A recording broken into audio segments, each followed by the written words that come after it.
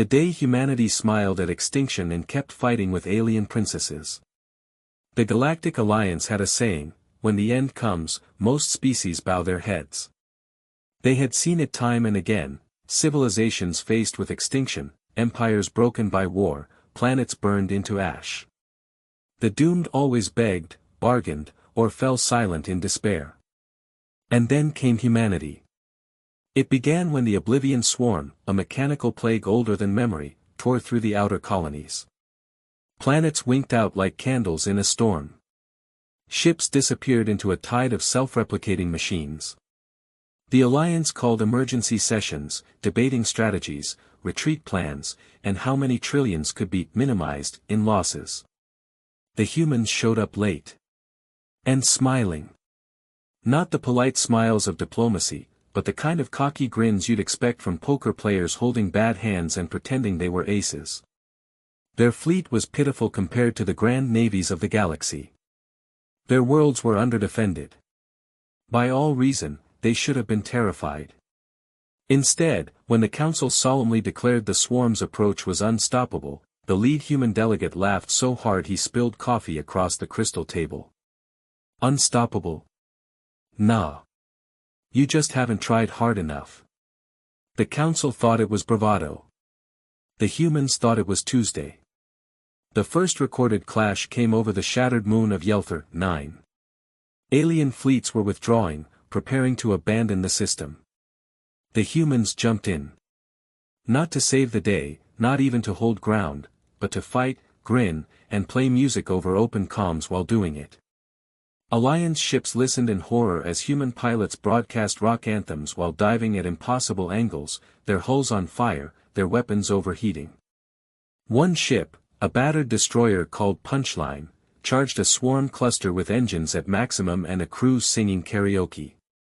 When the swarm finally consumed them, the last transmission was laughter and a terrible off-key rendition of Living on a Prayer.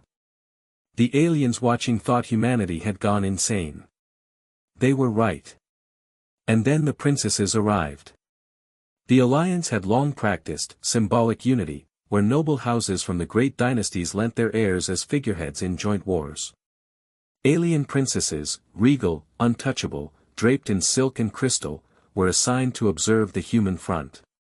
No one expected the humans to hand them rifles. "You're gonna fight with us," said Captain Ramirez, shoving a pulse carbine into the hands of Princess ZHYR, heiress to the throne of glass stars. "I am here to provide morale," she protested, horrified. "Exactly," Ramirez grinned. "And nothing's more morale-boosting than watching a princess kick ass." From that day forward, the alien princesses were no longer silent figureheads. Humans dragged them into trenches, strapped them into fighter cockpits, and taught them how to curse creatively between weapons jams. Princess Alira of the Feathered Dominion learned to throw grenades with deadly accuracy. Princess K'Thyl of the Frozen Moons discovered she loved head-butting drones more than attending galas. And Princess ZHYR, once delicate and dignified, earned the call sign Shatterfang after taking down a swarm construct twice her size with nothing but a plasma bayonet and a scream that shook the comms. The galaxy was scandalized. Humans just kept smiling. Reports filtered back to the Council. "The humans are laughing in the face of extinction," one envoy whispered. Worse, another corrected, "they're enjoying it." Video footage proved it. Squads of human marines and alien princesses posed for ridiculous photos in the middle of battles, peace signs, silly faces, mock weddings performed under artillery fire.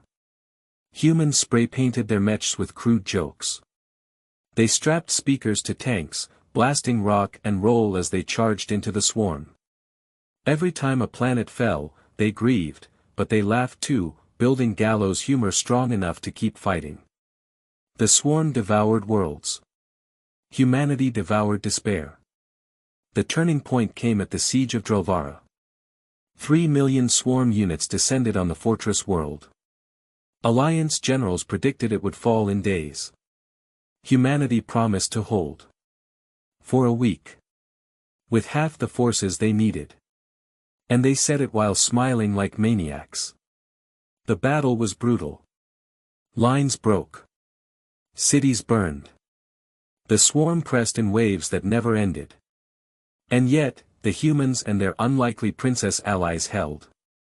Every night, when they should have collapsed in exhaustion, they instead threw concerts in the ruins. Pilots welded stage lights to wrecked mechs. Engineers turned plasma conduits into makeshift instruments. Princess ZHYR, once horrified by human madness, sang alongside them, her crystal voice carrying across the battlefield.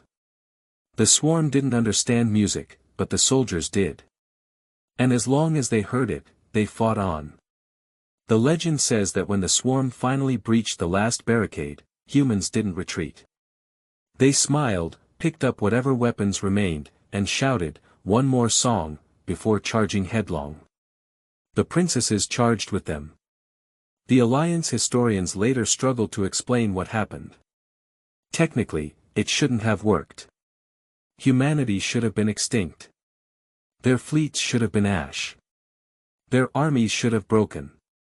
But the swarm was not built to handle an enemy that refused to spare. The mechanical plague fed on fear, order, and collapse. Against humans, who turned every defeat into a punchline and every funeral into a battle cry, it faltered. The swarm withdrew, not destroyed, but shaken. And in the brief silence that followed, the galaxy realized humanity had done the impossible. They had smiled at extinction and scared it away. After the war, the council convened again. This time, they didn't mock humanity. They demanded answers. "Why do you smile?" asked the chair, "when annihilation looms?" The human representative leaned back, chewing gum, and answered without hesitation. "Because if we're going down, we're taking the whole damn stage with us. And we're gonna make extinction regret buying a ticket." The chamber erupted with outrage. But not from the princesses.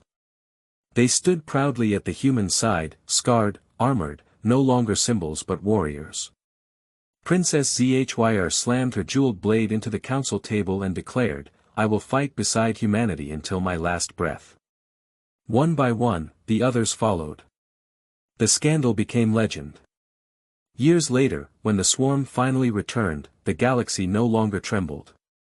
They smiled. Because they had learned something dangerous from humanity, extinction wasn't the end.